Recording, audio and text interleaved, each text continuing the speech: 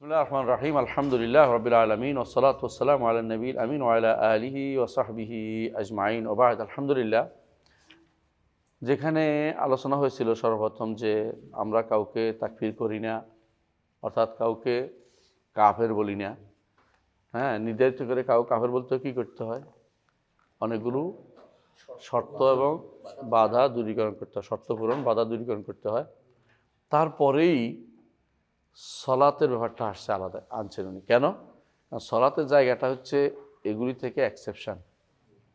কেন এক্সেপশান? কারণ সলাত হচ্ছে ইমানের বাহ্যিক পরিচয়। ইমানদার যে যতই মুখে বলো অন্তরে বলো, কেমনে বুঝবো?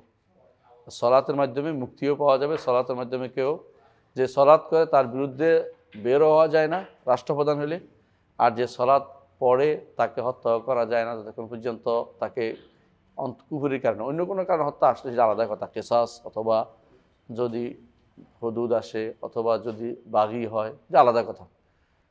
কিন্তু সরাসরি ইমানের দোষ দিয়ে কাউকে সলাত আদায়কারীকে হত্যা করা যায় না, বুঝছো তো কথাটা?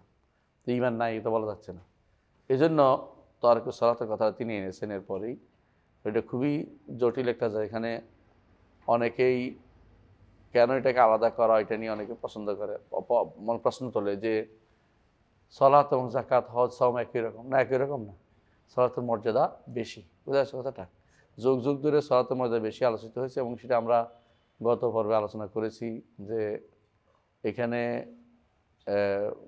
কেউ ছাড় দেয়নি সলাতে জাকাতে, সলাত পড়তেই হবে। তো সলাত না ত্যাগকারী কি কাফের, তাই তো? তো এখানে শেষা উনি উল্লেখ করেছেন ওয়া তাআওয়ালা জামাআতু মিনহুম, অর্থাৎ যারা সলাত ত্যাগকারীকে কাফের বলে না, ওরা দলিল দিচ্ছে কি? وتأول جماعة منهم أنه يريد بذلك من تركها جاحدا لها كما قال يوسف عليه الصلاة والسلام إني تركت ملة قوم لا يؤمنون بالله ترك جهود الكفر। হ্যাঁ, কারণ উনি যে ছেড়ে আসছে, উনি এই তরকটা, ওনার ছেড়ে আসাটা, উনি যে মিল্লাতটা ছেড়ে আসছে, কাদের মিল্লাত ছেড়ে আসছে? কাফের, মানে একেবারে, মানে উনি পুরো ছেড়ে দিছে কাদের মিল্লাত? যারা শাসক ছিল তখনকার সময়, ফেরাউনদের আজিজে মিশর আগে যারা ছিল, তারা যে ছিল কি মুশরিক ছিল পুরোপুরি, তাদের মিল্লাতটা পুরোপুরি ছেড়ে দিয়ে আসছে। বুঝে আসছে কথাটা? একেবারে কুফরি জহুদ যেটাকে বলে, মুখে অন্তরে এক শব্দ অস্বীকার। এই জন্য তারা বলে যে দেখুন, তারাকা শব্দের অর্থ যেহেতু এখানে তারাকা কোরআনের মধ্যে আসছে, অথচ সেখানে অর্থ কী হয়েছে? তারকে জাহাদা অর্থে। এইগুলিও এখানে বাইনাল মান তারাকা সালাত অর্থ হলে মান তারাকা জাহেদান অর্থ, এটা তারা মনে করছে, এটা তারা উদ্দেশ্য নিয়েছে। হ্যাঁ, একটা বড়টা অর্থ হইতে পারে যে কোনো সময় জহুদ হইলেও তরক হয়, আর জহুদ না হইলেও তরক হয়। এরাদ থাকলেও, এরাদ মানে কি? মুখ ফিরিয়ে নেয়, না করা, কোনো কিছু না করাটা হচ্ছে এটাও কুফরি। জহুদ করলেও কুফরি। এটা কোনো কম না, মানে এটাও কম না এটাও কম না, এটা একটু বেশি। অর্থাৎ উনি ছেড়ে দিছে মিল্লাতা কওমিল্লাই মুনাবিল্লাহ, তাদেরকে ছেড়ে দিছে পুরোপুরিভাবে অস্বীকার করে। তো এর অর্থ হলো অস্বীকার কম করলে যে তরক হবে না তা কিন্তু না। এটা হলো আহলে সুন্নাত জামাত যারা আরও বেশি বিশুদ্ধ মতের বিশ্বাসী, সালাত ত্যাগ করলে কাফের হয়ে যায়, তাদের মত হচ্ছে এটা। হ্যাঁ, জহুদ করলেও কাফের হয়, এমনি তরক করলেও কাফের হয়। কারণ আমরা বলেছিলাম যে রিদ্দাত মুরতাদ হওয়ার জন্য কয়টা? চারটা না? একটা কি অন্তরে, একটা মুখে, একটা কর্মকাণ্ডে, আরেকটা হচ্ছে কিছুই না করা। অন্তরে মুখে কর্মকাণ্ড তিনটা দিয়ে করা না করা দুটো হইতে পারে, তাই না? আর তো একবার কিছুই করলাম না, তাও কিন্তু কাফের হয়। আর এখানে কুফুরে জহুদও আছে, তো বড় কাফের। তো উনি একটা করছে বলে আর কোনো এরকম কুফুর নাই, এটা কিন্তু ঠিক না। তো বুঝে গেলো সালাত ত্যাগ করলেও কি হয়ে যাবে?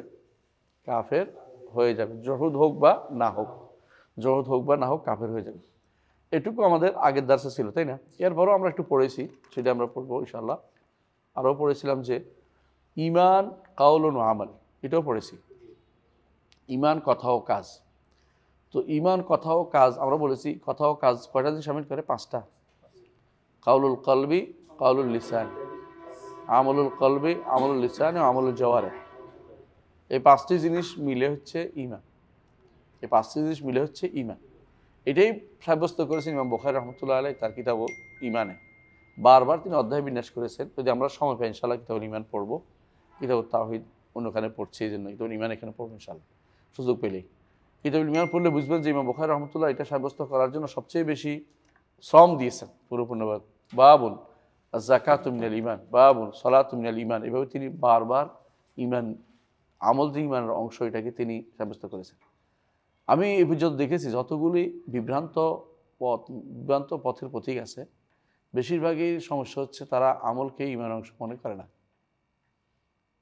এ পর্যন্ত দেখবেন আমলকে ঈমানের অংশ মনে করে না। যতগুলি বিভ্রান্ত দল তৈরি হয়েছে তারা আমলকে ঈমানের অংশ মনে করে না। তারা আমল কাজ করবো, কাজ তো আমল তো অন্য জিনিস, ঈমান হচ্ছে শুধুমাত্র অন্তরের বিশ্বাসের জিনিস। এই জায়গায় ভুল করার কারণে তাদের যাবতীয় সব কিছু ভুল হয়ে যায়। আমরা বলেছিলাম প্রথম ঈদ যদি কোনো বাঁকা হয়, সূরা তারকা পর্যন্ত বিল্ডিং ওঠায় বিল্ডিং কী হবে, বাঁকা, এবার সোজা হবে না, আপনাকে আগে সোজা করে আসতে হবে। এই জন্য মানুষ ফাউন্ডেশন যখন খারাপ করে এটা ভাঙিয়ে ফেলে, আবার নতুন করে ফাউন্ডেশন, এটা দিয়ে আমার দোতলা উঠে যাবে না, এত অবস্থা খারাপ যে এটা ভালো হবে না। তো আপনাকে আগে আকীদার মূল জিনিস হচ্ছে ঈমানটা অর্থ শুদ্ধ করতে হবে, তারপরে তাওহীদটার অর্থ শুদ্ধ করে করতে হবে। তাওহীদ কাকে বলে? এই দুইটা জিনিস যদি কোনো ভুলে যায় বাকি কোনোটাই শুদ্ধ হবে না। এই দুইটা শুদ্ধ হইলে বাকিগুলো অটোমেটিক শুদ্ধ হয়ে যাবে ইনশাআল্লাহ। এই দুইটা জিনিসের তর্ক বিতর্ক যারা করবে তারা বিভ্রান্ত। এই জন্য ঈমান এগুলিতে সব ঠিক রাখতে হলে এক জায়গা ঠিক রাখুন, ঈমান বাড়ে কমে, ঈমান ইয়াজিদু ওয়া ইয়ানকুস। জিয়াতুল ঈমান বললেই ঘুরে ফিরে কোথায় যেতে হবে? আমলকে ঈমানের অংশ বানাতে হবে, বুঝে আসছে? আমলকে ঈমানের অংশ বানাতে হবে। আর ইয়ানকুস বললেই তখন কি হবে? মুরজিয়াত থেকে পাঠা যাবে যে ঈমান কমে, এটাকে আমার বাড়াতে হবে, ঈমান কমে যাবে, তখন আমলকে ঈমানের অংশ অবশ্যই বলতে হবে, যে আমল ছেড়ে দিলে ঈমান কমে যাবে বিত্তাআত। তো এই হচ্ছে ঈমানের পরিচয়। তিনি দিয়েছে আল ঈমানু কাউলুন ওয়া আমাল ওয়াল ইসলামু ফি'লু মা ফুরিদা আল ইনসান আন ইয়াফআলাহু। একজন মানুষ আল্লাহ যেটা ফরজ করে দিয়েছেন সেটা করাটা হচ্ছে ইসলাম। তো আগেগুলি ফরজ না, সেটা এখানে হচ্ছে বাহ্যিক আমলের কথা বোঝাচ্ছে। মা ফুরিদা অর্থাৎ যেগুলোকে বলছে আকিমুস সালাতা ওয়া আতুজ যাকাতা, তেমন এই যে সব আমর আসছে, নির্দেশ আসছে, এইগুলি তো ফরজ আসছে, আমরগুলি ফরজ না। আসল আমরা উজুব মানে ফরজ, আমরের মূল হচ্ছে ফরজ হওয়া। যদি কোনো ভিন্ন অর্থ দেয় তখন কারিনা লাগে, যে কেন ভিন্ন অর্থ আসবে, এটা একটা কী লাগবে? কারিনা লাগবে। তো ইসলাম হচ্ছে ফি'লু মা ফুরিদা আলাল ইনসানি ইয়াফআলাহু, যা করা ফরজ করে দিয়েছে, যেমন সালাত, হজ, যাকাত, সওম, এইভাবে। ইযা যুকিরা কুল্লু ইসমিন আলা হিদাতিহি মাজমুমান আল আখার ফাকিল আল মুসলিমুনা জামিআন আও মুফরাদাইনি উরিদা বিআহাদিহিমা মা'না লাম ইউরাদ বিল আখারি।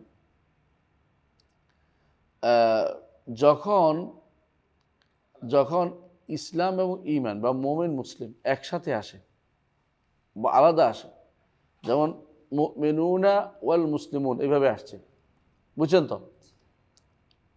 আও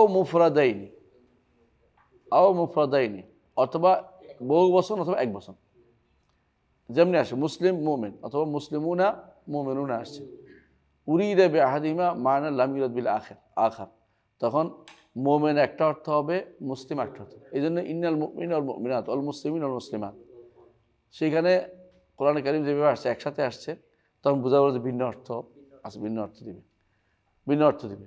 ওয়াইন যুকিরা আহাদুল ইসমাইনি শামিলাল কুল্লা ওয়া আম্মাহুম, যদি কেউ বলে যে আমি ইসলাম গ্রহণ করেছি, এটা তো ঈমান না, এটা না, ঈমানের একটা অংশ আছে তার মধ্যে। কেমন? কেউ বলে যে ঈমান এনেছি, তখন ইসলামের একটা অংশ আছে, কিন্তু পূর্ণ ঈমানের দাবিদার যদি কোনো এই অর্থে করে যে আমি মুসলিম বুঝাচ্ছি, ইসলাম গ্রহণ করেছি, তাহলে করা যাবে, কিন্তু পূর্ণ ঈমান দাবিদার করা যাবে না। কারণ পূর্ণ ঈমান শুধুমাত্র যে পরিপূর্ণভাবে আমল ইলম দুইটাই করেছে, ফরজ ওয়াজিব সব আদায় করেছে, সেই ফরজ ওয়াজিব আদায় করেছে, সে শুধুমাত্র পূর্ণ ঈমান। ফরজ ওয়াজিব নফল আদায় করেছে, সে কি? সে মুহসিন। ফরজ নফল সহ সে হলো মুহসিন। আর যে ব্যক্তি পূর্ণ ফরজ ওয়াজিব আদায় করেছে সে হচ্ছে কি? মুমিন। আর ফরজ ওয়াজিবের সীমা রেখায় সমস্যা হচ্ছে, সে কি? মুসলিম। তাহলে যখন আপনি মুসলিম আওয়া মুসলিমান যখন বলছে ইন্নিলা আরাহু মুমিনান, ইয়া রাসূল আমি তাকে ইমানদার দেখতে পাচ্ছি, রাসূল বললেন যে এটা বেশি হয়ে গেছে। রাসূল বললেন আওয়া মুসলিমান, মুসলিম বলো, অর্থাৎ তুমি এই এত তাড়াতাড়ি তাকে ইমানদার পর্যায়ে পৌঁছে গেছে কেমন বুঝছো। তো এই জন্য যখন এটাকে বলা হয়, যখন একসাথে আসে তখন ভিন্ন ভিন্ন অর্থ হয়, যখন একাকী আসে তখন আরেকটা না আসে তখন কি হয়, একটা আরেকটাকে শামিল করে, পুরোপুরি না হোক। মুসলিম যখন মুসলিম বলবে আর মুমিন বলবে তখন ইসলামের কিছু অংশ পুরোটাই আছে, কিন্তু বাড়তিও আছে। আর যখন কেউ মুসলিম বলবে ইমানের একটা অংশ আছে কিন্তু পুরোটা নেই, বুঝছেন তো। কারণ ইমান হচ্ছে ইসলাম প্লাস, ইসলামের পরে প্লাস আছে, বুঝছেন তো। আর মহসেন হচ্ছে মোমেন প্লাস ইসলাম, ইমান, এরপর প্লাস হচ্ছে মহসেন। তো এইভাবেই ইসলামকে বুঝতে হবে, ঠিক আছে। এরপর পড়েন 32 নম্বর। وكثير منهم قالوا الإسلام والإيمان واحد فقال الله عز وجل ومن يبتغي غير الإسلام دينا فلن يقبل منه فلو أن الإيمان غيره لم يقبل. وقال فأخرجنا من كان فيها من المؤمنين فما وجدنا فيها غير بيت من المسلمين. কিন্তু আবু বকর ইসমাঈল রহমতুল্লাহ আলাইহি তিনি এখানে আহলুস সুন্নাহ ওয়াল জামাতের মধ্যে একটা মতভেদের জায়গা তুলে ধরেছেন। ইবনে তাইমিয়া এই জায়গাটা খুবই সুন্দর করে উল্লেখ করেছেন। সেটা কি, যে এখানে তিনি উল্লেখ করতে চাচ্ছেন যে অনেক আহলুস সুন্নাহ জামাত এটা বলেছেন যে ইসলাম ও ঈমান একই জিনিস, এবং তারা দলিলও দিয়েছে। দলিল কি, ওমান ইয়াবতাগি গায়রাল ইসলামি দীনান ফালান ইউকবালা মিনহু, ইসলাম ছাড়া অন্য কেউ গ্রহণ দিন হিসাবে নিলে তারা কবুল করা হবে না। কথা বুঝছেন, এটা কবুল করা হবে না বলছে। তো বলছে এটা এখানে তো ইসলামও বুঝাইছে, ইমানও বুঝাইছে, কিন্তু আসলে ইসলাম তো দেয়ানা হিসেবে উল্লেখ করছে, দিন, ইমান তো দিন হিসেবে না। কথা বুঝেন নাই, ইমান তো কোনো দিন নাই, ইসলাম হচ্ছে দিন। ইমান হচ্ছে সর্বোচ্চ পর্যায়, দিনের মধ্যে একটা পর্যায়, একটা স্তর, উপরস্থ স্তর। আর ইসলাম হচ্ছে একটা দিন, এটা পুরো দিন, বুঝলেন তো কথাটা। তো সেখানে ওমাইয়াবতাগি গায়রাল ঈমানি দীনান, তো আরেকজন দাবি করবে আমার ঈমান আছে, এটা দিয়ানার পরিচয় হিসেবে এখানে আছে। সুতরাং এইটা দিয়ে দলিল দেওয়া যাবে না, কথা বুঝ। যদিও তারা বলে যে ফায়ালাউ আন্নাল ঈমান গায়রুল লাম ইউকবাল, ঈমান যদি অন্য কিছু দ্বারা কবুল করা হতো না। আসলে অন্য কিছু দ্বারা অর্থ কি, ইসলাম পার হয়ে তো ঈমান হইতে হয়। সুতরাং ইসলামের পর্যায়ে থাকতে হবে। গায়ের বলতে গায়ের কয়েক রকমের হয়, বুঝছেন তো। গায়ের মানে একটা বিপরীত, এটা তো আমরা বলি না। ইসলামী মানে তো এমন নয় যে নূর আর জুলমাতের মতো, অন্ধকার আলোর মতো না, বা লাইল নাহারের মতো না, এগুলো পর্যায়ভিত্তিক পার্থক্য। সুতরাং এখানে গায়ের বলতে আমরা ওইটা কখনো বলিনি। ইবনে তাইমিয়া রহমাতুল্লাহ এটা উল্লেখ করেছেন, তার ফতোয়ার মধ্যে বিস্তারিত উল্লেখ করেছেন। সুতরাং সেই হিসাবে গায়ের মশালাটা আসতেছে না, কথা বুঝছেন। আপনারা এটা পাবেন বিস্তারিত ইবনে আবিল ইজ্জ আল হানাফি রহমতুল্লাহ, তার একটা কিতাব আছে শরহ তাহাবিয়া, আপনাদের এখানে আছে, নিচে দেখবেন শরহ তাহাবিয়া। ওখানে ঈমানের আলোচনা যখন আসছে এত সুন্দর করে বলছে, আমার মনে হয় না এর চেয়ে সুন্দর কেউ বলতে পারবে। শরহ তাহাবিয়া, বুঝছেন তো। গায়ের মশালাটা কয়েক রকম হতে পারে। একটা হচ্ছে গায়ের অর্থ একেবারে মুনাফাত, একটা বিপরীত, বুঝছেন তো। ওয়া দিয়ে মোগায়ারাত হয়, যেমন খালাকা জুলুমাত ওয়ান নূর, জুলুমাত ও নূর কোনোদিন একসাথে হওয়ার সুযোগ নেই।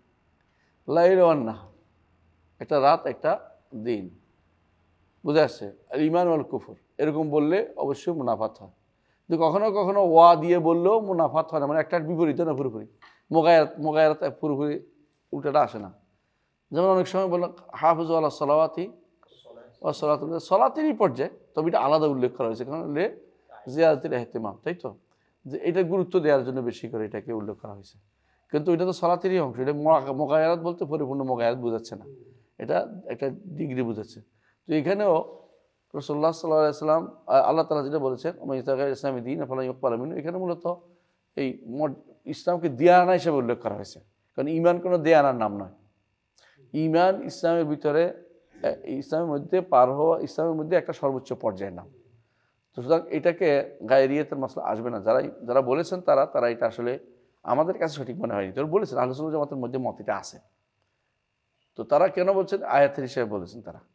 ওয়াকালা, আরেকটা দলিল দিচ্ছেন তিনি, ফাআখরাজনা মান কানা ফিহা মিনাল মুমিনিন ফামা ওয়াজাদনা ফিহা গায়রা বাইতিম মিনাল মুসলিমিন। তাই তো বলছে আমরা বের করেছি ইমানদার যারা আছে তাদেরকে বের করেছি, এদের মধ্যে মুসলিম ছাড়া একটা বাড়ি ছাড়া কাউকে আমরা ইমানদার পাইনি। একটু খেয়াল করেন তো, বলছে কি যারা বের তাদের বের করেছে, বুঝছেন, তারা বের হয়েছে, বের করেছে, কিন্তু বের হয় নাই কে? লুতের স্ত্রী। কিন্তু লুতের স্ত্রী তো মুসলিমদের অন্তর্ভুক্ত কেন? বাহ্যিকভাবে, বাহ্যিকভাবে, কিন্তু সে তো মুমিনদের অন্তর্ভুক্ত ছিল না। তা আল্লাহর কথার মধ্যে ভিন্নতা আছেই, আপনি 1% কি করে? কথা বুঝেন নাই? মানে আল্লাহ তাআলা কি বলছেন? ফাখরাজনা মান কানা ফিল মুমিনিন, এখানে যারা ঈমান আছে তাদের বের করে নিয়েছেন। এরা কারা? লূত আলাইহিস সালাতু ওয়াস সালাম এবং তার সন্তানরা, কিন্তু স্ত্রীকে বের করে নাই। এজন্য আল্লাহ বলছে ফামা ওয়াজাদনা ফিহা গায়রা বাইতিম মিনাল মুসলিমিন, একটা আলে বাইত পাইছি, পরিবার পাইছি যারা মুসলিম ছিল। কারা এরা?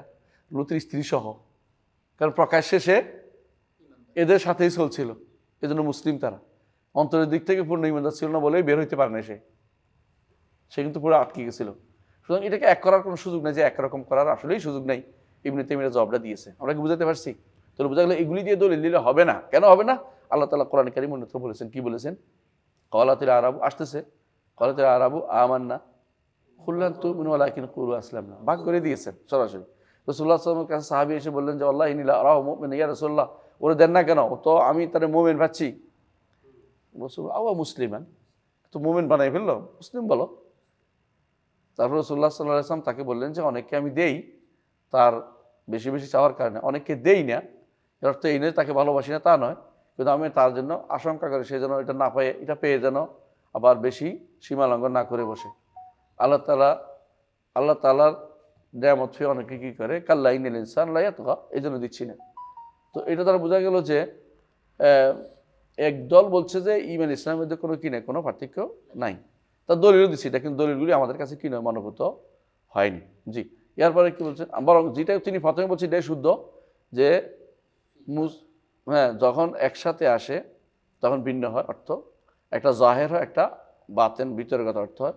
আর যখন ভিন্ন ভিন্ন আসে, তো ভিন্ন আসে, দুইটা আসে না, একটা আসে, তখন একটা আরেকটাকে কি করে? আংশিক বা পূর্ণ শামিল করে। মোমেন বললে তখন মুসলিমকেও শামিল করে, মুসলিম বললে ইমানের একটা অংশকে শামিল করে, পুরোটা শামিল করে না। কিন্তু মুসলিম ইমানের একটা অংশ তার মধ্যে আছে, পরিপূর্ণ ইমানের অধিকারী হতে পারে না, কামল ইমান না। হ্যাঁ, এটা হচ্ছে আসলে এখানে মূল লাস্ট কথা, কিন্তু দুইটাই উল্লেখ করতেছেন তিনি।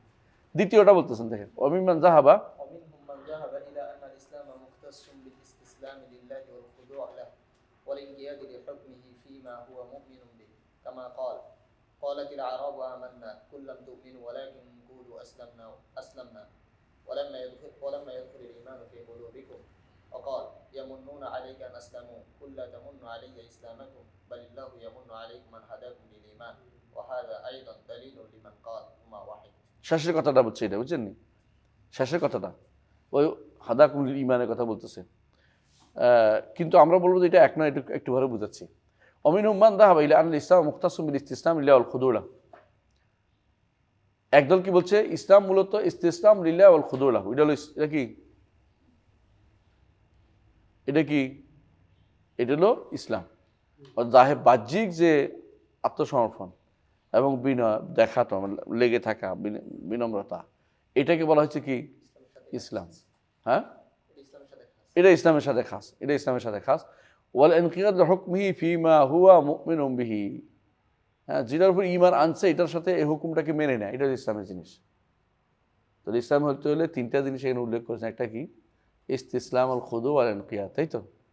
হ্যাঁ, যেটা আমরা বলি যে ইসতিসলাম বিল্লাহি ওয়াত তাওহীদ ওয়াল ইনকিয়াদ বিত তাআ ওয়াল বারাআতু মিনাশ শিরকি ওয়া আহলিহি।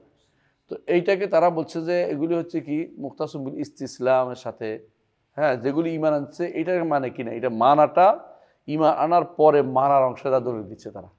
ঈমান আনার পরে, হ্যাঁ, ঈমান আনার পরে যে মেনে রাখছে, মেনে চলতেছে সারা জীবন, এটার ইসলাম বলতেছে কেউ কেউ, এ দলিল দিচ্ছে এখানে। ক্বালাতিল আরাবু আমান্না কুল লান তুমিনু ওয়ালাকিন কুলু আসলামনা ওয়া লাম ইয়াদখুল ঈমানু ফি কুলুবিকুম। তো ঈমান বদুইনরা এসে বলতে ঈমান এনেছে, আল্লাহ তাআলা বলেন যে লান তুমিনু, এখনো ঈমান ভিতরে প্রবেশ করে নাই, ওয়া লাম ইয়াদখুল ঈমানু ফি কুলুবিকুম। ওয়া ক্বালা ইয়ামুনুনা আলাইকা আন আসলামু কুল লা তামুন্নু আলাইয়া ইসলামাকুম বালিল্লাহু ইয়ামুন্নু আলাইকুম মান হাদাকুমুল ঈমান। তারা এসে দয়া করতে আপনি ইসলাম গ্রহণ করছে, তাই না? তারপর বলছে লা তামুন্নু আলাইয়া ইসলাম, ইসলাম তোমার দয়া দেখাইও না, তোমরা ইসলাম আনছো বলে দয়া দেখাইও না। ইসলাম আনলে কার লাভ? নিজের লাভ। রসুলকে দয়া দেখানো জিনিসটা মানে যেন রসুলকে ইমান এনে ধন্য করছে। তো আপনি মাঝে মাঝে কয় না আপনি ইমান এনে এখন ধন্য হয়েছেন। কেউ কেউ দেখবেন যে সহি আকিদা মানহাজ গ্রহণ করে, হ্যাঁ, আচ্ছা বলতে আমি একটা এটা করে ফেলছি, দেখেন না কয়দিন ধরে কীটা চলতেছে, মনে জন্য উনি আমাদের ধন্য করে ফেলেছে একবারে। হ্যাঁ, উনি ভালো হয়েছে, ওনার লাভ, আমার কী লাভ? কিন্তু উনি এটা দেখানো বেড়াচ্ছে, ছবি তোলা চিন্তা করতেছে, জায়গায় জায়গায় বলে বেড়াচ্ছে। এগুলি আসলে আল্লাহ শুকরিয়া আদায় করা দরকার, তাই না? এটা বলা দরকার, বলার জিনিস না এটা। তো বালিলাই আমুন আলাইকুম হাদায়াকুল ইমান, আল্লাহ তোমাদেরকে ইমান, তোমাদের ইমানের প্রতি তোমাদের হেদায়েত দিয়েছেন। হেদায়েতটা কি? অর্থাৎ আগে ইসলাম, হ্যাঁ, যে যেটার উপর ইমান আনছে এটা পরিপূর্ণ মেনে চলতেছেন, এটাই তো, এটা মেনে চলতেছেন। এটা দিয়ে ইমান ইসলামকে একসাথে দাবি করছে, এটা দিয়েও দাবি করছে একসাথে। কিন্তু এটা কিন্তু দেখা যাচ্ছে যে ইসলামের পথে যতটুকু আগাইছে অতটুকু একটা ইমানের একটা কিন্তু অংশ আছে। ইমানদার মুসলিম হইতে পারতো না, মানে মুসলিম হইতে হতে শাহাদাতু আল্লাহ লাগবেই না। সংক্ষিপ্ত ইমানের সংক্ষিপ্ত কথা হচ্ছে শাহাদাতু আল্লাহ ইল্লাল্লাহ ওয়া আন্না মুহাম্মাদার রাসূলুল্লাহ, সংক্ষিপ্ত কথা। এটা তো ইমানের সংক্ষিপ্ত অংশ। এরপরে ইমানের সাথে আর কি আছে? বাহ্যিক কি আছে? আমল আছে, কি? সালাত, সিয়াম, যাকাত, হজ, এগুলি কিন্তু ইমানও, তাই না? ইমান না? এবং ইসলামও সংক্ষিপ্ত যেটা প্রথমে মানতে হয়, এটা শাহাদাতু আল্লাহ ইল্লাল্লাহ ওয়া আন্না মুহাম্মাদার রাসূলুল্লাহ, এটা তো মানতে হয়। তো এইটা বলছে যে আল্লাহ তাআলা তোমাদেরকে তিনি দয়া দেখাবেন যে তোমাদেরকে ইমানের পথের হেদায়েত দিয়েছেন। ইমানের পথের হেদায়েত দিয়েছেন। ইমানের পথে দুইটা হয়, একটা হচ্ছে হেদায়েত পথ দেখানো, একটা হচ্ছে কি হেদায়েত দিয়ে দেয়া, দুইটাই। আল্লাহ তাআলা যদি কোনো হেদায়েত দিছে বলে, তাহলে ইমানের যে অংশটুকু না হলে ইমানদার মুসলিম হইতে হওয়া যায় না, ওইটুকু দিছে। আর যদি পথ দেখানো হয় তাহলে ইমানের শুধু ইমানের পথ, যদি পথ দেখানো হয় তাহলে পুরোটাই পথ দেখাইছে।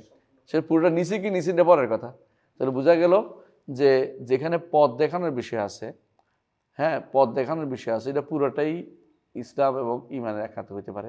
কিন্তু যেখানে দিয়ে দেওয়ার বিষয়টা পুরোপুরি একরকম না, কোনটা কম দিছে, কোনটাকে বেশি দিয়েছে। বুঝা যাচ্ছে কথাটা? তো যেটুকু দিছে এটুকু হচ্ছে ইমান না হইলেই নয়, মানে ইমান না হইলে মুসলিম হওয়া যায় না। আর যেটুকু পথ দেখাচ্ছে আল্লাহ তাআলা, সেটা কোনটা? ইমান দিয়েছে, আরো বেশি ভালো ভালো পথে দেখাই দিয়েছে, যা বান্দা যেন ওইদিকে অগ্রসর হয়।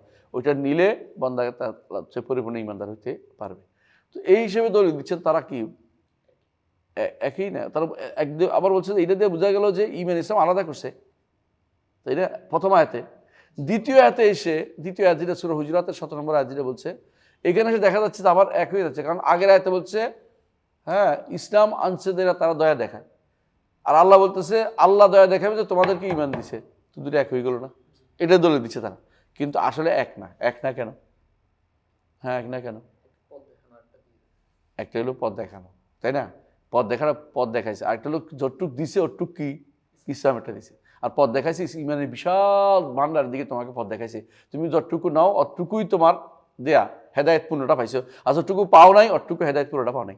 কিন্তু ইসলামের মূল জায়গায় তুমি আসো, সিরাতুল মুস্তাকিম পুরোটাই তোমাকে পথ দেখাইছে। এই দিনের সিরাতুল মুস্তাকিম, এই জন্য যখন আমরা দোয়া করি এই দিনের সিরাতুল মুস্তাকিম, উদ্দেশ্য কি হওয়া উচিত? সিরাতুল মুস্তাকিমের পথ দেখায় না, পথ নাও তো পেতে পারি আমি, পথ দেখাইলে দিয়ে দেন। এই জন্য উদ্দেশ্য আমরা অনুবাদ বেশিরভাগ করি এই দিনের সিরাত, আল্লাহ আমাদেরকে সিরাত মুস্তাকিম দিন, হ্যাঁ, পথ দেখান না। পথ দেখানোর অনুবাদ করলে আমরা অনেক সময় ভুলে পথে চলে যাব। সিরাতুল মুস্তাকিম পরিচালিত করুন সরাসরি।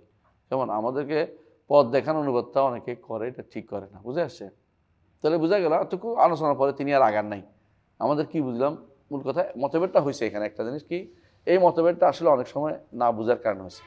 কারণ আমরা আগেও বলেছি আকীদার মাসআলাতে কোনো মতভেদ নাই। এখানে যে জায়গাটা হয়েছে, এখন বলতে পারেন যে মতভেদ তো এটার নাম না, মতভেদ এটার নাম না, মাত্রিক মতভেদ হয়েছে এই কারণে। মতভেদ কখনো কখনো মতভেদ হয় দলিল শক্তিশালী হওয়ার কারণে, উভয়টা আলাদা একটা মত, সেটাকে দলিল হয়ে বিভিন্ন মত হয়ে গেছে। আরেকটা মতভেদ হয় একই আয়াত দিয়েই সবাই মত, এইটা বুঝছে ওইটা বুঝছে, একটা বুঝ ভুলে হয়, দুইটা সমান হইতে পারে না। কথা বুঝছেন? যেমন আল্লাহকে রসুল দেখার বিষয়টা, আল্লাহকে রসুল দেখছেন? মতভেদ আছে না? এটা মতভেদ বলা যায় না, বলতে হবে কি দুইটা মত এখানে দেখা গেছে, কিন্তু মূলত তাদের উদ্দেশ্য ভিন্ন ভিন্ন। যারা বলে যে প্রকাশ্যে মানে জীবিত অবস্থা দেখছে কিনা দেখে নাই, এটা সত্য। আর যেগুলো স্বপ্নে দেখার বিষয়টা অবশ্যই দেখছে। তো এখানে এই মতভেদটা হয়েছে অর্থের দিক খেয়ালটা হয়েছে, অন্য কিছু না। মূলত মতভেদটা এটা নাই, সবাই এটাই স্বীকার করে যে মুসলিম এবং মোমেন আসলেই এক পর্যায়ের না। তবে এক হয় কেন, কোনো জায়গাতে কি আছে, কোনো জায়গাতে এক হয়ে যায় কখন? একটা অংশে কিন্তু উভয় মিল আছে। আমরা সাধারণত এরকম দেখাই আর কি। যেমন ধরেন কোনো জায়গাতে, যেমন আমরা ছাত্রদের বলি, আমাদের ছাত্রদেরকে যারা ফেকাতে পড়ে, ফেকা আর শরিয়া পার্থক্য কি? এটা হইলো কি, এটা হলো ধরেন শরিয়া, তো ফেকা কি? এটা হলো ফেকা। পার্থক্য কি? এইটাও কিন্তু এই অংশে আইসা আল ফিক ওয়াস শরিয়া। আবার শরিয়া এখানে কি আছে? আকীদা আছে, আখলাক আছে, অন্যান্য জিনিসগুলো আছে, সবই আছে। আবার এটা ফেকার ভিতরে পড়ে না, ফেকা এখানে বাড়তি আছে, ইজতিহাদাত আছে, এটা আছে, সবগুলি ফেকার ভিতরে। বুঝে আসে কথা? কিন্তু একটা অংশ তো মিল আছে দেখতে পাচ্ছি। এইটার দিকে তাকাইয়া কেউ বলে দুটো একই জিনিস, কিন্তু কেউ পুরোটার দিকে তাকাই, ওভারঅল তাকাইলে তারা বুঝতে পারবে যে ঈমান ইসলামের মধ্যে একটা কি আছে। এটা বলা হয় উমুম খুসুস মিন ওয়াজহিন বলে। মুতলাক ওই সময় বলে যখন একটা ছোটটা বড়টার ভিতরে ঢুকে যায়, এই জন্য এটা বলে মিন ওয়াজহিন। এটা বলে মিন ওয়াজহিন, মানে এদিক থেকে সব মিল আছে, আবার একদিক থেকে কি আছে, বেমিলও ভিন্নতাও আছে। আর যখন বলেন যে ধরেন জায়েদ এবং ইনসান, এখন এটা ভিন্নতা নাই মোটেই। কেমন? এইটা পুরোটাই ইনসান, এর মধ্যে জায়েদ হলো ছোট একটা। এটাকে বলা হয় উমুম ওয়া খুসুস মুতলাক। উমুম খুসুস মানে একটা অনেকটা দুই জেলার মাঝখানে আমাদের ইউনিভার্সিটিটা যেমন এরকম। হ্যাঁ, আমি জানি না, তুই রাজনীতি বেশি পারো, আমি বুঝি না। কিন্তু আমি বলতেছি তোমাকে, এটাই বুঝছো তো? হ্যাঁ, ঈমান ইসলাম আর দেখো, ঈমান ওয়াল ইসলাম, তাই না? এখানে কিন্তু ইসলাম ঈমান দুইটাই যদি আমরা ধরি, আমরা পার্থক্যটা কি? আমি যদি বলি কুল্লু মুমিন মুসলিম, তাহলে কি হয়েছে? সত্য এটা। কিন্তু যদি কুল্লু মুসলিম মুমিন, সত্য না। পার্থক্য বুঝে? তাহলে বোঝা গেল এটার মধ্যে কি আছে, এক সাইডে আছে কি আছে, একটা বাড়তি আছে। এটা কি? মুমিন। এটার মতো হয়ে গেছে, এটার মতো হয়ে গেছে, জায়েদ ইনসানের মতো হয়েছে, এটার মতো হয়নি। এটা তো একটা সাইড বেশি আছে, এই সাইডে বেশি আছে। কিন্তু মুসলিম যেটা, এটা মোমেন হবেই হবে। কিন্তু মোমেন যেটা, এটা সব জায়গায় কি হবে না, সব মুসলিম মোমেন হইতে পারবে না, সব মুসলিম হইতে পারবে না। কথা বুঝছো? তো এই হিসাবে এটা অনেকটা এটার মতো হয়েছে, জায়েদ ইনসানের মতো হয়েছে। হ্যাঁ, এইগুলো একটা জায়গা। আর বলছে না, কেউ বলছে না এটা ঠিক না। কেন? বাহ্যিক যেটা, এটা হলো ঈমান, আর যেটা অন্তর্গত বাহ্যিক ইসলাম, অন্তর্গত ঈমান, তো এটা তারা এটার ভিতরে নিয়ে আসছে, এই বলয় নিয়ে আসছে যে এটা উমুম খুসুস মিন ওয়াজহিন। কেউ বলছে না এটা উমুম খুসুস মুতলাক। এই হচ্ছে পার্থক্যটা। কিন্তু সবাই জানে যে একটা কি আছে, একটা পার্থক্য আছেই। কিন্তু ওয়াহেদ বলতেছে কি জন্য, যে কেউ বলছে এক জায়গায় মিলে, কেউ বলছে একটা বড়টার ভিতরে ছোটটা ঢুকে যায়। এগুলো মূল পার্থক্য। আসলে এইটাই হলো মূল পার্থক্য। এইখানে আসা না বোঝার কারণে যদি কোনো এখতেলাফ বলি, আসলে মৌলিক এখতেলাফের জায়গা না। এটা হলো জাস্ট একটা, এটাকে কি বলবো, সম্পর্কটা কি সাব্যস্ত করবো, এই নিয়ে হচ্ছে তাদের মতভেদটা। মূলত সবাই এটা স্বীকার করে যে ঈমানের স্তর বড়। কারণ যে ঈমান যদি কোনো পরিপূর্ণ, ঈমান যদি পরিপূর্ণ স্তরে যায়, এই জন্য সব যারা আহলুস সুন্নাহ ওয়াল জামাত সবাই একমত এই ব্যাপারে যে মুসলিমের কোনো ইস্তিসনা হয় না। কথা বলছেন কিনা? আনা মুসলিমুন ইনশাআল্লাহ বলা যাবে না। কেন ইনশাআল্লাহ বলা যাবে না? ওটুকু না হলে তো তুই মুমিন, তুই খবর, তুই তো আমাদের দলভুক্ত না, কিছুই না তুই। কিন্তু মুমিন ইনশাআল্লাহ কেন বলা যাবে? বিশাল ব্যাপার। এটা ইসলাম আছে, আর একটু বাড়তিও আছে প্লাস। তো ওইটা যদি না থাকে তোমার তো সমস্যা না। অন্তত তুমি অন্তত এই কাফের থেকে বেরিয়ে আসছো, আলহামদুলিল্লাহ, নেয়ামত, এটুকু বিশাল নেয়ামত। তারপর আর একটু বাড়াইতে পারলে আল্লাহ তাআলা একটু উপরের পর্যায়ে নিতে পারলে তো তুমি মুমিন হইতে মহসিন হইতে পারবা। তো এই মতভেদটা মূলত এটা কি অমুক হুসুস মোতলাক ধরবো না এটা অমুক হুসুস মিন ওয়াজিন ধরবো। মিন ওয়াজিন বুঝছো তো, একদিক থেকে মিল থাকে যেটা, এগুলো মানতে গিয়ে কায়দা আর কি। আসলে তোমরা ভালো জানো, আমার থেকে ভালো জানো, আমি মানতে টানতে কম জানি। কিন্তু বোঝা যাচ্ছে এই জন্য যে এইটার কারণে এই মতভেদ এই জন্য নয় যে ইমান ইসলাম দুই মেরুর জায়গা, এটা কেউ বলে নাই, কথা বুঝছো, এটা কেউ বলে না। সুতরাং এই মতভেদকে কঠিন করে দেখার কোনো বিষয় না, কঠিন বিষয় না। যদিও এটা একটা কি আছে ফলাফল আছে, কাদের কাছে ফলাফলটা, এটা আহলে সুন্নাত জামাত হইলে এই ফলাফলটা আসবে না, কারণ তারা মূলত এই নিয়ে মতভেদ করছে, এটা নিয়ে। আর যারা মুরজিয়া যারা, তারা কিন্তু ভয়ানকভাবে এই জায়গাতে মতভেদ করে, এবং যারা খারিজি তারা আরেক ভয়ানক কাজ করছে। তাদের নিকট মুমিন থেকে বেরোলে কাফের, আর যারা মুরজিয়া মুসলিম হলেই মুমিন। তাহলে ওদের কিন্তু এটা বিরাট সমস্যা জায়গা, এটা কিন্তু আমাদের জন্য সমস্যা জায়গা। আমাদের মতভেদ, সালাফরা যারা মতভেদ করেছেন তারা মূলত এটা সম্পর্ক নির্ণয়ের ক্ষেত্রে মতভেদটা করেছেন। দুইটাই যে একটা ইমানের একটা অংশ লাগবে, ইমানের সাথে ইসলাম থাকতেই হবে, আর মুমিনের সাথে আর মুসলিমের সাথে ইমানের একটা অংশ থাকতে হবে, এইভাবে তারা কোনো দ্বিমত করে নাই। কথাকে বুঝতে পারছি? তাহলে বোঝা গেল এই মতভেদের জায়গা মধ্যে আহলে সুন্নাতের মতভেদটার মধ্যে আলাদা পার্থক্য, দুইটাকে একসাথে করা যাবে না। কেউ যদি বলে যে আমার দলে ওই লোক পাওয়া গেছে, ভুল বলে। অনেক সময় কি করে, অনেক দল ভারী করার জন্য ওই তো লোক পাওয়া গেছে, কথা বুঝছিস কিনা, দল বুঝোস? হ্যাঁ, একজনে দেখলাম, আমি রমজান মাসের কথা মনে পড়ছে একটা ঘটনা আর কি। রমজান মাসে আমরা বলি যে ফেতরা দিবেন খাদ্য দিয়ে, ফেতরা কি দিয়ে দিতে হয়, খাবার দিয়ে দিতে হয়, এটা সুন্নত।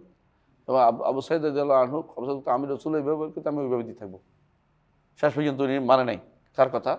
মুআবিয়া রাদিয়াল্লাহু আনহু বলেছেন যে হ্যাঁ, আমি দেখতে পাচ্ছি তোমাদের এই এত দূরে হয়, মানে 1 সা, আর তোমাদের এটা কি হয়, আধা সা হয়। তো এইটা শুনে অনেকে আধা সা দিচ্ছে, এখন আমাদের দেশে আধা সা ধরে। আধা সা বুঝছেন, অর্ধ সা যেটাকে বলে। তো কিন্তু এটা মানে নাই কে? আবু সাইদ খুদরি রাদিয়াল্লাহু আনহু বলে আমি রাসূলের যুগে এভাবে দিচ্ছি, এভাবে দিতে থাকবো। পার্থক্য বুঝছেন তো, দিতে থাকবো। তো আমরা সাধারণত এটার কথাই বলি যে এইটা দিতে হবে, 1 সা দিতে হবে, কেমন, এটাই বলি।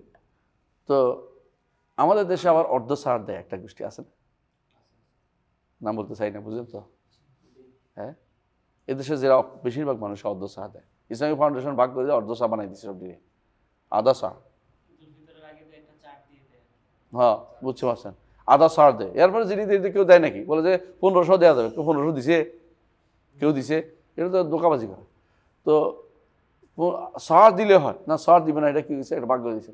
এখন সালাফিদের মধ্যে 2 ভাগ হয়ে গেছে, 1 ভাগ টাকা দিয়ে দেয়, আরেক ভাগ কি দিয়ে দেয়, খাদ্য দিয়ে দেয়।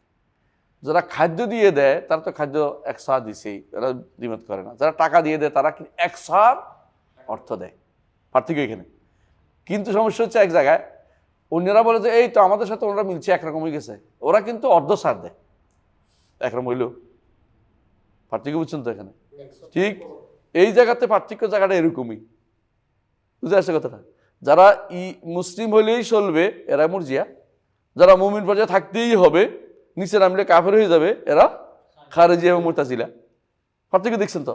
অথচ এরা এই জন্য কেউ এদের বিপরীতে যায়, ইমান ইসলামকে কেউ এক করে, কেউ দুইটাকে সম্পূর্ণ আলাদা করে। কিন্তু আমাদের নিকট দুইটা কি সম্পূর্ণ আলাদা না, দুইটার মধ্যে কি আছে, একটা বিপরীত না, একটার সাথে কি আছে, মিল আছে, আবার বেমিলও কদূর আছে। আসতাম তা এই জিনিসটা বোঝার জন্য লম্বা করলাম। এরপর পড়েন জি। ويقولون إن الله يخرج من النار قوم من أهل التوحيد بشفاعة الشافعين وبرحمته। আলহামদুলিল্লাহ, শাফাআতের মাসলা আসছে এখন। শাফাআতের এটার সাথে জড়িত আসবে কেন? কারণ মুসলিম হইলেই তার শাফাআতের প্রশ্ন আসছে, মোমেন হইলেই শাফাআতের প্রশ্ন নাই। মোমেন জান্নাতে চলে যাবে, মুহসিন সবার আগে যাবে। ইন্নাল্লাযিনা সাবাকাত লাহুম মিনাল হুসনা উলাইকা আনহা মুবআদুন লা ইয়াসমাউনা হাসিসাহা ওয়া হুম ফীমা ইশতাহাত আনফুসুহুম খালিদুন। আল্লাহ তাআলা ইউহিব্বুল মুহসিনিন ওয়া ইউহিব্বুল মুমিনিনা, আইজান মুমিনদের ভালোবাসে। হ্যাঁ, যারা এই কাজ করে তারা মুমিন, তারা তো ভালোবাসে। কিন্তু আল্লাহ তো ইউহিব্বুল মুসলিমিন বলে নাই, কারণ মুসলিম হচ্ছে সর্বনিম্ন স্তর, বুঝে আসছে? তো এখানে যেহেতু মুসলিম হওয়ার কারণে কেউ, বোঝা গেছে উনি কোনটার দিকে যাচ্ছে, মুসলিম হওয়ার কারণে ওয়াইদের ভিতরে কিন্তু আছে, মুসলিম কিন্তু সুপারিশ লাগবে, অথবা দেরি হবে, হয় সুপারিশ লাগবে না দেরি হবে, আটকা পড়বে, প্রশ্নোত্তরের প্রশ্ন আসবে। মুসলিমদের জান্নাতে যাবে, মুমিন যে জান্নাতে যাবে, দলিল তো পাইছে, মনে আছে কোন হাদিসটা? যে সাহাবী বলছিল আল্লাহ লা আজিদু আলা হাযা ওয়ালা আনকুস, আল্লাহ শপথ করে বলছে বাড়াবো না কমাবো না, একটা নফলের কথা বলেনি, তাই না? না এটা না, ওই হাদিসটা যেহেতু বলছে যে আপনার আপনার ওয়াফদ আসে বলছে যে আমাদের কাছে যে আমাদের 5 ওয়াক্ত সালাত ফরজ করতে, তারপরে সওম, তারপরে সেখানে তিনি নফলের কথা, নফল আমার পরে আরো বাড়তি আছে, না যদি তুমি নফল করতে চাও ইল্লা আন তাতাওয়া, সেখানে রাসূল বলছেন আফলাহা ইন সাদাকা, আরেক বর্ণনায় আসছে দাখালাল জান্নাতা ইন সাদাকা, সত্যি সত্যি সে এটা প্রমাণ করতে পারে তো জান্নাতে প্রবেশ করবে। তাহলে মোমেন কিন্তু জান্নাতে যাবে, কোনো বাধা নেই। আর মুসলিমও মহসিনও জান্নাত যাবে, কোনো পার্থক্য নেই, এটা যাবেই, কারণ রাসূলুল্লাহ সাল্লাল্লাহু আলাইহি ওয়াসাল্লাম এটা বলেছেন মহসিনের ব্যাপারে। পার্থক্য হলো কে? মোমেন, মুসলিমের ব্যাপারে। মুসলিমের ব্যাপারে যেহেতু কি লাগবে, হয় আটকা পড়বে, দেরি হবে, কষ্ট পেতে পেতে যাবে। মুসলিম তো অনেকগুলো জায়গা ধাপে আটকেবে, তাই না? আমরা পড়াইছিলাম 10টা ধাপে আটকাবে না, দুনিয়ার বুকে এই ধাপগুলি পার হয়ে তো যাইতে হয় তওবা করবে না ইস্তেগফার করবে, তাই তো? ইস্তেগফার করবে, তওবা করবে, অথবা কষ্ট পাবে, অথবা হাসানাত থাকবে, ন্যাক আমল বদ আমলের কি হবে, একটা ন্যাক হাসান আমল অন্যগুলিকে বন্ধ করে দিবে, গুনাহকে মিটিয়ে দিবে। কয়টা হলো? 4টে বলছি, 4টে না? অথবা মরার পরে মুসলিমদের দোয়া, কয়টা হলো? মুসলিমদের দোয়া বুঝছেন নি? জানাজা, তারপরে যেটা মরার পরে মানুষের সদকা জারিয়া যেটা হবে, তাই? এরপরে কবর আযাব তার গুনাহ মাফ করে, অথবা হাসরের মাঠের ভয়াবহ অবস্থা, তার গুনাহ মাফ করবে। হ্যাঁ, এরপরে শাফাআত, এরপরে হলো শাফাআত, এরপরে হইলো শাফাআত, এরপরে আল্লাহর রহমত। হ্যাঁ, 10টা হয়েছে গুনছস? আর 10টা হয়েছে, নইলে তোমার বাদ গেছে কোনো, খেয়াল রাখবা। মানে মূল কথা এটাই যে, অথবা 10টা করার উদ্দেশ্য না, উদ্দেশ্য সবগুলি। তো এইগুলি, এবং ফিতনাতুল কবর ধরে কেউ ফিতনাতুল কবরে ফিতনা পরীক্ষা, এটা গুনার মাফের একটা কারণ। যাই হোক, তো এই যে 10টা বা 9টা বা 10টা যেগুলি আছে, এগুলো কিন্তু সবগুলি কিন্তু বেশিরভাগই মুসলিমের জন্য আটকানো জায়গা। মোমেনের জন্য এত কিছু কিন্তু মোমেন কখনো বাগাড়ম্বর করে নিজেকে মোমেন দাবি করবে না। সে মনে করবে সে এখনো মুসলিম পর্যায়ে রয়েছে, এজন্য সে কোনো সুযোগকে হাতছাড়া করবে না, যে গুনাহ হইলেও আল্লাহ আমার মাফ করে দিবে, ন্যাক আমলও করে থাকে আল্লাহ আমার মাফ করে দিবে, আমার ইস্তেগফার করা দরকার আল্লাহ আমার মাফ করে দিবে, আমার তওবা করা দরকার আল্লাহ মাফ করে দিবে। আমাকে অন্তত 40 জন তাওহীদবাদী যারা শিরিক করে নাই, তারা আমার জানাজা পড়লে আল্লাহ আমার মাফ করে দিবে। হাদিসে এক হাদিস 40 জন আসছে, এক হাদিসে কয়জন? 100 জনের কথা আসছে, দুইটাই হাদিস, ওই হাদিস। তো বোঝা গেল 40 বা 100 যাই হোক, কোনো সমস্যা নেই, 40-100 মধ্যে কোনো বিরোধ নাই, কারণ 40 জনে মাফ হলে 100 জনের বিলাউলা 100 জনের কারণে মাফ হয়ে যাবে। শিরিক করেনি, যারা শিরিক করেনি তারা যদি দোয়া করে মুআহিদ, হ্যাঁ, তারা যদি দোয়া করে, আমরা এই জন্য মাঝে মধ্যে বলি, আমি ওই দিন আলোচনা আসছি, আমি বললাম যে তোমাদের এই সিদ্দিক মসজিদে এসে তোমাদের জানা জানানো হয়, কারণ হচ্ছে এখানে তারা বেশিরভাগ শিরিক আসে না, আশেপাশে সব যারা উল্টাপাল্টা করে আসে না। এখানে ঢাকার একটা সিদ্দিক মসজিদ আছে আমাদের, যে নামাজ পড়ি আমরা, এখানে কোনো শিরিকওয়ালা নামাজ পড়তে আসে না, এরা আমাদেরকে খুব খারাপ চোখে দেখে। তো আমরা বলি এখানে তোমার জানাজাটা হওয়ার দরকার, অন্তত ভালো জায়গায় নামাজ জানাজাটা হয়েছে বুঝতে হবে, কারণ 40 জন তো পাবি, তাই না? 40 জন তো জানাজার মধ্যে লাভ তো বিশাল, নামাজের একটা শাফাআত। কিন্তু জানাজা কারো মাফ হয়ে গেলে পরে কি আবার গুনাহটা আবার ফিরে আইব? এই জন্য কবর আযাবও একবার যদি মাফ হয়ে যায়, এটা আর ফিরে আসে না। কথা বুঝছো কিনা? প্রশ্ন যদি কোনো মাফ হয়ে যায় প্রশ্নের কারণে, তাহলে আর ফিরে আসবে না। অসুখ হয়েছে, মাফ হয়ে গেছে, এটা আর ফিরে আসবে না। ন্যাক আমল করেছে, মাফ হয়ে গেছে, ন্যাক আমল তো ইন্নাল হাসানাত ইউযহিবুন সাইয়্যাত, সেটার কারণে মাফ হয়ে যাবে। বান্দার গুনাহ আল্লাহ মাফ করতে চান, ঈমান হলে থাকলে ইমানের একটু দিকি জিনিস রাখো, ছোট অংশ রাখো, মিসকালা হাব্বা মিসকালা দাররা, যেটাই থাকো অন্তত কিছু রাখো, যাতে অন্তত আল্লাহর রহমতের জায়গা তোমার জন্য অবারিত হইতে পারে, রহমত তোমার জন্য উন্মুক্ত হইতে পারে। তো এইটুকু বলার পরে কেন এটা আলোচনা করছেন, যে ইমানদাররা একটা কওম শাফাআতুশ শাফিঈন ওয়া বিরহমাতি, কয় রকমের সুপারিশ হবে রাসূলুল্লাহ সাল্লাল্লাহু আলাইহি ওয়াসাল্লামের? বল দেখি পারস কিনা। হ্যাঁ, হাশরের মাঠে কে সুপারিশ করবে? একমাত্র কে? হাশরের মাঠে মুহাম্মদুর রাসূলুল্লাহ সাল্লাল্লাহু আলাইহি ওয়াসাল্লাম প্রথম সুপারিশ, তাই না? আর কেউ করতে পারবে না, আর কারো কোনো সুপারিশ নেই। বুঝে আসছে? হাশরের মাঠ পার হওয়ার পরে রসুল সহ সবাই যারা ওই পারে গেছে তারা কি কি সুপারিশ করবে? এক নম্বর তাদের সুপারিশ। 2 নম্বর সুপারিশ কি? হ্যাঁ,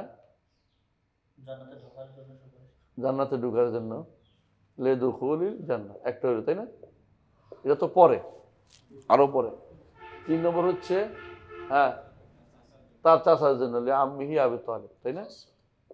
এগুলি কিন্তু রসুলের জন্য খাস, এগুলো রসুলের জন্য খাস। বুঝে আসছে?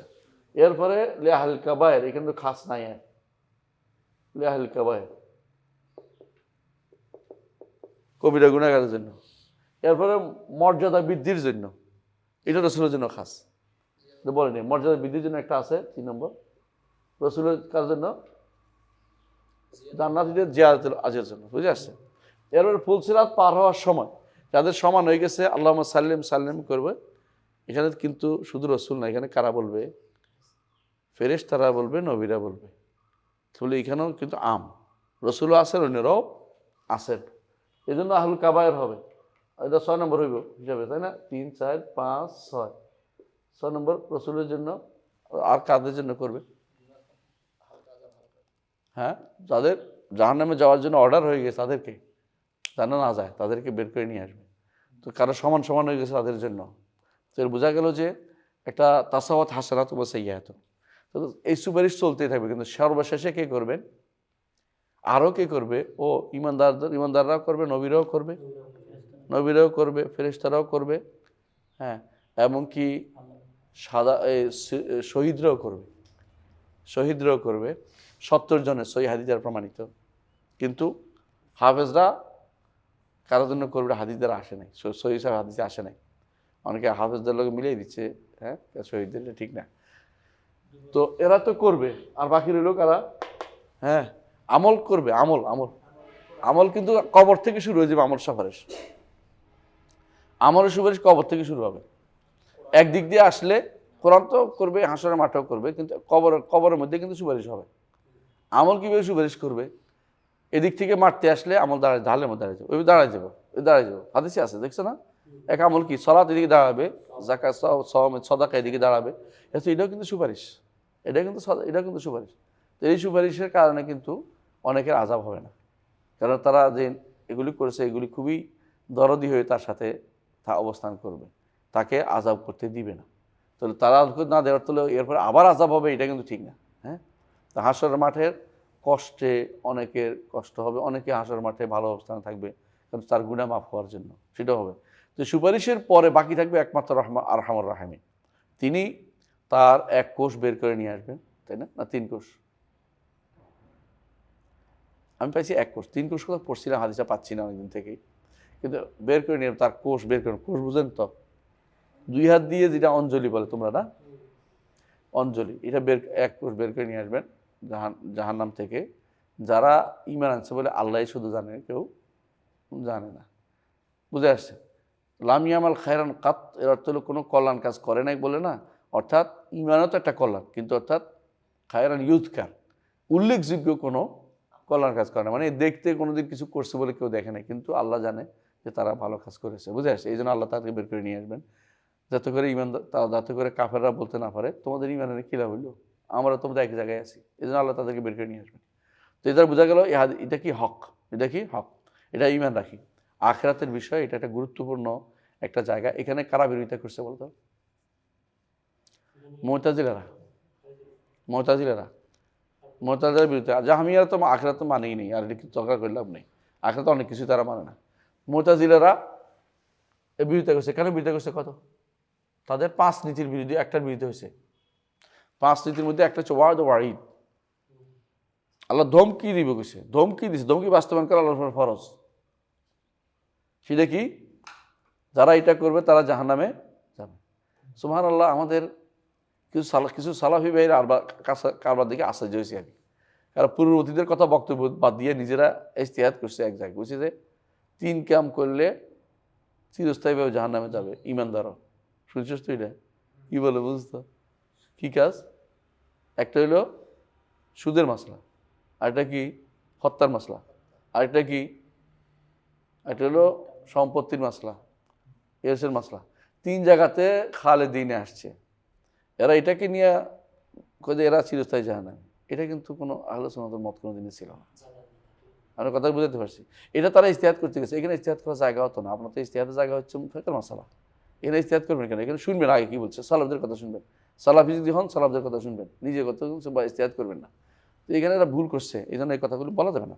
কারণ হচ্ছে এই প্রথমত এখানে খুলুদ অর্থ কি না, খুলুদ চিরস্থায়ীকে বোঝায় না, লম্বা টাইমকে বোঝায় খুলুদ এক। আর দ্বিতীয় হচ্ছে ইন মাতু আলা যালিকা ইন আরাদ আল্লাহ, আল্লাহ ইচ্ছা করলে তাদেরকে শাস্তি দিবেন উদ্দেশ্য। কারণ আল্লাহ অন্যখানে বলেছেন যে তিনি কি করবেন, যারা ঈমান আছে তাদেরকে বের করে আনবেন। সুতরাং একটার কন্ট্রাডিক্টরি না, বরং এইটা হচ্ছে যদি কেউ বলে যে তোমাকে আমি 100টা মাইর দিব, এর অর্থ 100টা মাইর দেওয়ার অর্থ কি 100 না মায়ের ধমক দিছে। এটা বাবাদের ছেলেকে বলে তোর আজকে চামড়া ছিলে ফেলাম, আসলে ছিলে ফেলে, এর অর্থ হচ্ছে কি ধমক দিছে যাতে করে সে এই কাজে খারাপ কাজে আর অগ্রসর না হয়। এরা এটাকে ওয়াইদকে বাস্তবায়ন ফরজ মনে করিয়া এই বেদাল লাগাইছে। এইটাও মুতাজিলাদের এবার প্রভাব পড়েছে। আমি নামধরি কাউকে বলিনি, কেউ রাগ না করে, কারণ রাগ করলে তো সমস্যা। আমাদের গোষ্ঠী যে রাগ করে আমার উপর কেমন হইব। 35 নম্বর পড়েন। হ্যাঁ, হাউদ তো জানেন, শাফাতের কথা বলে বলছি তাই না? শাফাতের মূল তথ্য কি? শাফাতের মূল আমরা আগেও বলেছি। শাফাত অর্থ কি? একা চলতে পারতেছি না, আরেকটা লাগতেছে, মানে ঠেলা লাগতেছে একটু, বুঝেন না? আজকে আমি ক্লাসে এক ছেলে ঢুকতে চাচ্ছি না, আমি ঠেলে ঢুকাই দিলাম। বললাম যে ওস্তাদ আমি ও ঢুকতে চাচ্ছে না, আমি ঠেলে ঢুকাই দিলাম। ভালো কাম করছেন। তো আমি ঠেলে ঢুকাই দিচ্ছি। শাফাত হচ্ছে এরকম যে আমার একা যাওয়া সম্ভব হচ্ছে না, আমাকে আরেকজন কি করেছে, যোগ করে দিয়েছে। যেমন আপনি একা হয়েছে উইতের, আর 2 হলো সাফা, ওয়াল সাফরি ওয়াল ওয়াতের। তো এই যে সাফা, এই জন্য যে কোনো জিনিসের সাথে একটা যুক্ত হবে, ওটাই সাফা। রাসূলুল্লাহ সাল্লাল্লাহু আলাইহি ওয়াসাল্লামের এই জন্য হাদিসটা দেখেন, এক অন্ধ এসে বলতেছে ইয়া রাসূলুল্লাহ আমি চোখে দেখি না, আমার জন্য দোয়া করেন, তাই না? তাই তো রাসূলুল্লাহ সাল্লাল্লাহু আলাইহি ওয়াসাল্লাম সেই দোয়া করতে গিয়ে উল্লেখ করেছেন আল্লাহুম্মা, বলো তুমি আল্লাহুম্মা শাফিনি ফিহি, আল্লাহ আমাকে, হ্যাঁ, আমার নবীর সুপারিশ আমার জন্য আমার কবুল করেন। অর্থাৎ নবীর যে আমার জন্য দোয়া করছে এটা একসাথে যুক্ত হয়েছে, আপনি এটা কবুল করেন। কথাকে বুঝাতে পারছি? এই জন্য যতগুলি জায়গাতে অন্য কিছু এসে যুক্ত হবে, এটাই সুপারিশ। এই জন্য এই যে যারা জানাজার নামাজ পড়ে, ওরা যেহেতু এই ব্যাটার আমল দিয়া বিপদে আছে, আমরা একটু কি করলাম, ঠেলা দিয়ে দিলাম, একটু কি দিলাম, আল্লাহ মাফ করে দাও, আল্লাহ মাফ করে আর হামু, এটাও সুপারিশ বুঝছেন তো? এটা এই সুপারিশের মূল। দুনিয়াতে তো সুপারিশ মানুষ ভালো কাজেরও করতে পারে, খারাপ কাজেরও করতে পারে। ভালো করলে সব হয়, মাইয়াশফা শাফাআতান হাসানাতান ইয়াকুল্লাহু নাসিবুম মিনহা, মাইয়াশফা শাফাআতান সাইয়্যাতান ইয়াকুল্লাহু কিফলুম মিনহা, গুনাহ হইব খারাপ সুপারিশ করলে। কথা বুঝেন কিনা? আপনি কেউ যদি আমাকে বলে যে উনি ফেল করছে, পাশ করাই দেন, তাহলে গুনাহ হইব, কারণ শাহাদাত জুর, মিথ্যা সার্টিফিকেট দেওয়ার তো অধিকার আমার নাই। কথা কি বুঝছেন না? এই সুপারিশ করার যে ব্যক্তি করবে সে ব্যক্তি গুনাহ করবে, মানলেও আমি গুনাহ করব, বরং তারা ফেল করে দেবে, ফেল করছে থাক। এটা শুনলে হ্যাঁ আমাদের মাহফুজ যে খেপে যাবে, স্যার আমাদের আগে থেকেই ফেল করার চিন্তা ভাবনা করতেছে, যদিও ফেল করবে না কিন্তু ওর সাথীরা ফেল করবে আর কি হয়তো। তো যেটা বলছিলাম যে হ্যাঁ বুঝি নাই, 10 কিন্তু ফেল করেছে, এটা অনেকেই তো পরীক্ষা দিতে পারে না শেষে, তাই না? এবারও কয়টা ফেল করবে, আগে থেকে বলে দেখলাম, রাগ করিও না আগে থেকেই। তো কারণ যারা পারে না ওটি পাশ করাতে গুণ হইব না। আমার শাহাদাত জুর, মিথ্যা সার্টিফিকেট নিবে, দেওয়া যেতে পারে না। তুমি আমারটা পাশ করে যাও, আমি তোমার সার্টিফিকেট দেবো, কিন্তু পাশ না করে তোমার পাশ করে দেওয়া কি গুনার কাজ, এটা করা যাবে না। হ্যাঁ, এটা করা যাবে না কোনোদিন, কারণ তুমি তো এই সার্টিফিকেট নিতে পারো না, মিথ্যা সার্টিফিকেট নিচ্ছ। হ্যাঁ, তো এই যে এটা ভয়াবহ বিষয়, তুমি যতই বলো এটা পার করা যাবে না, অনেক কিছু এরকম। আচ্ছা দেখ, অনেক সময় তো অন্যরা পাশ করা যায়, আমি জানি অন্যরা পাশ করা যায়, যে পাশ করে সেই গুণা নিব, আমি নিব কেন? আলাকুল হাল যেটা বলতেছি, শাফাআত হইলে দুনিয়াতে হইলে এই মাসালা, বুঝছেন তো? আখিরাতের শাফাআত কিন্তু পুরোটাই কি আল্লাহ কর্তৃক আপনার অন্তরে জাগরুক করে দেয়া। এই জন্য শাফাআত কুল্লিল্লাহি শাফাআতু জামিয়া, আপনার অধিকার যদি আপনি কাউকে দেন, মালিকানারটা, তাহলে মূল মালিককে তো বুঝেন না কথাটা? আল্লাহ তাআলা শাফাআতের মালিক, তিনি আপনার অন্তরে জাগরুক করে দিয়েছেন যে আপনার বন্ধু দুনিয়াতে নামাজ পড়তো, এটা করতো, এটা খুঁজে পাচ্ছে না, দেখো তো। এই যে যাকে তো কে করে দিবে আখরাতে? আল্লাহ। আপনি কি আখরাতে এখন বললে মনে করতে পারবেন? কেউ যদি বলে যে যে হুজুর আপনি জান্নাতে গেলে আমার জন্য সুপারিশ করেন, আমি কি মুস্ত করতে পারবো? এটা বাড়তি কথা না? পিসাব যদি কোনো জান্নাতে যায় মুরিদের জন্য কিছু করতে পারবে না? পিসাব জান্নাতে যাবে কি আগে খুঁজে দেখা দরকার, তারপরে কথা। যে মুরিদ এরা যে পিসাবে সুপারিশ করবে আশায় বসে রয়েছে, এটা তো কুফুরি চিন্তা ভাবনা, জায়েজ নেই। পিসাবে কি সুপারিশ করবো? পিসাব দুনিয়াতে পারে না আপনারা কিছু করতে। হ্যাঁ, আপনি পিসাবের কাছে যান ফু নিতে, পিসাব কোথায় যায়? কোথায় যায়? সিঙ্গাপুর। পিসাব কার কাছে যাইতে পারে না, তো আপনি ফু নিতে মুরিদের কাছে যায় না। পিসাব যাচ্ছে সিঙ্গাপুর, কাফেরের কাছে যাচ্ছে ফু নিতে, বুঝেন না? বড় ভয়াবহ জায়গা এগুলি। এগুলি হচ্ছে মানুষের কাছে আশা করে বসে আছে। হ্যাঁ, ফু যদি কোনো কোরআন সুন্নাহ ভিত্তিক, আমরা অস্বীকার করছি না, এগুলো কি রুকিয়া শারঈয়া, কিন্তু ফু দিয়ে আশাতে এমন আশা যে হুজুরের ফু আমার কাম হয়ে দেবে, এটা তো বড় সমস্যা। হুজুর কি রুকিয়া শারঈয়া করে রুকিয়া কুফরিয়া করলো জানতাম না, আমরা কিছুই বুঝতে পারলাম না। এটাই বিশ্বাস করেন, রুকিয়া লাগবে না, হুজুরের ন্যাক নজর পড়লেই শেষ মনে করতেছে। হ্যাঁ, হুজুরের ফয়েজ ও বরকত একদম উপসে পড়তেছে, মরে ন্যাক নজর পড়তেছে, ন্যাক নজর বরকত আবার এটাও আছে। বরকত দিয়ে জানো কয় আবার, বরকত মনে জানো কেবল আমার, বরকত হুজুর হয়ে গেছে। আলাকুল্লাহ হাল, শাফাআতের আখিরাতের শাফাআত কিন্তু এগুলি কোনোটাই কেউ কারো ক্ষমতা নেই। কার কাছে? আল্লাহ। তিনি যারা জান্নাতে যাবে তাদেরকে মুকরাম সম্মানিত করবেন। জান্নাতে যারা যাবে তাদের সম্মানিত করবেন যে কিছু চাও, কিছু বলো। তখন তারা চাইবে যে আমার বন্ধু বাকি, আমার ওস্তাদ বাকি, আমার ছাত্র বাকি, আমার পরিবারের অমুক বাকি, তমুক বাকি, বন্ধু, এদেরকে দেবে, সুপারিশ করবে, তখন আল্লাহ তারা কবুল করবেন। কথা বুঝছেন? এইটা কিন্তু আল্লাহ, পুরোটাই আল্লাহ। মালিকানা কার? আল্লাহ। কুল লিল্লাহি শাফাআতু জামিআ। এই জন্য কিভাবে পাবে এটাও বলে দিয়েছেন, এটা করলে পাবে, এটা করলে পাবে, এটা করলে পাবে না, এটা করলে পাবে না বলে দিয়েছেন। তারপরেও মানুষ শাফাআতের আশাহীন হয়ে ঘুরতেছে। আমরা যদি কবরের কাছে যাই বলি, ইয়া রাসূলুল্লাহ আপনি আল্লাহর কাছে আমার জন্য সুপারিশ করুন, দুনিয়ার বিষয় হইলে কি হবে? শিরিক হবে। আখিরাতের বিষয় হইলো শিরিক হবে। আপনার কাছে মনে হচ্ছে শিরিক না? এটা শিরিক। কেন? চাওয়া হচ্ছে, চাওয়ার কারণে। কথা বুঝছেন? শাফাআত রাসূলের কাছে চাওয়া যাবে না। আপনার কাশফুল শুবহাতের মধ্যে এটা পড়ছেন, আপনারা পড়ছেন না? সুতরাং বোঝা গেল যে শাফাআত হক, কিন্তু শর্ত বিশুরুত। কয়টা? শর্ত প্রযোজ্য। শর্ত প্রযোজ্য লেখে না, বড় করে দেখে, হ্যাঁ এটা পাবেন, এটা পাবেন, কিন্তু শর্ত প্রযোজ্য, ছোট্ট করে লিখে দেয়। এইটা না শর্ত প্রযোজ্য। শর্তটা কি? কয়টা শর্ত? এক নম্বর কি?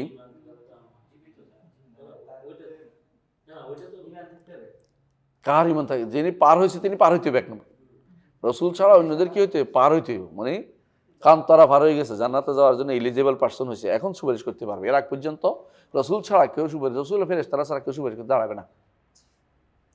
তো এরা কিন্তু ইমান যে সুপারিশ করবে তার তো ইমান বুঝাই গেছে, যার জন্য সুপারিশ করতে ইমানের দিকি হলে থাকতে হবে তার মধ্যে। এক নম্বর শর্ত।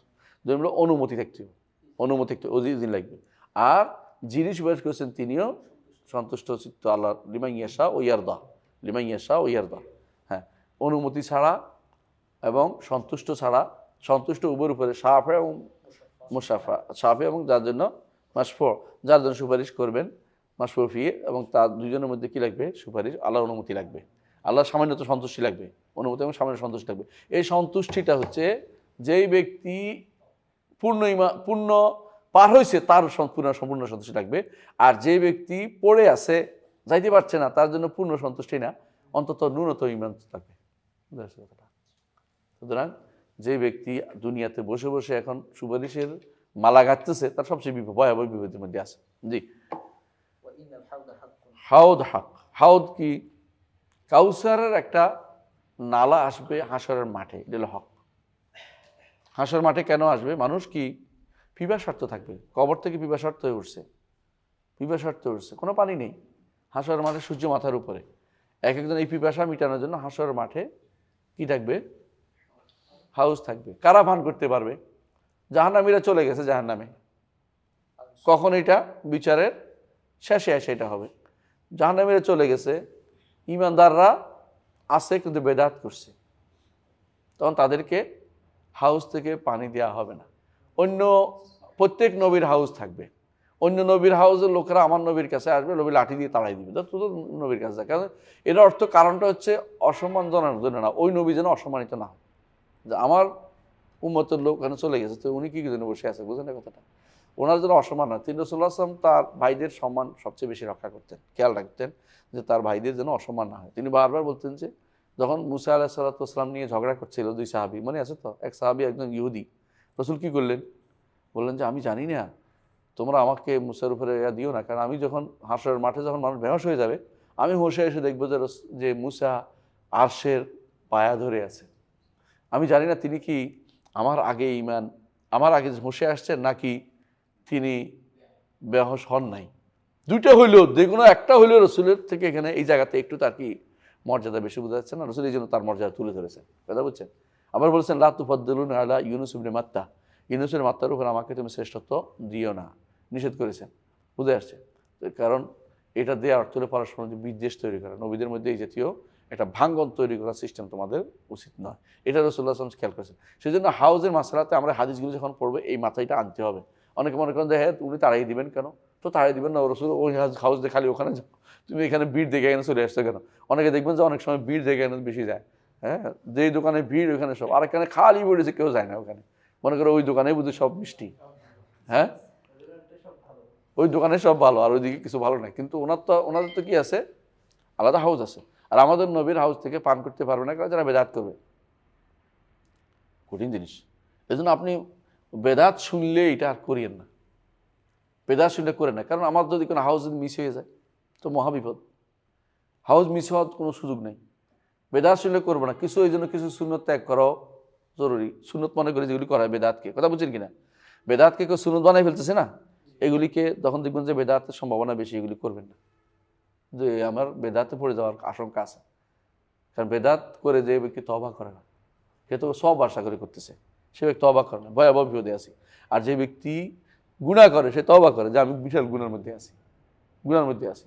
সুতরাং বেদাত শুনলে এটাতে আর হাত বাড়াবেন না, মানে থাক, ওইটা যেহেতু সন্দেহজনক, এটা আমি বাদ দিই।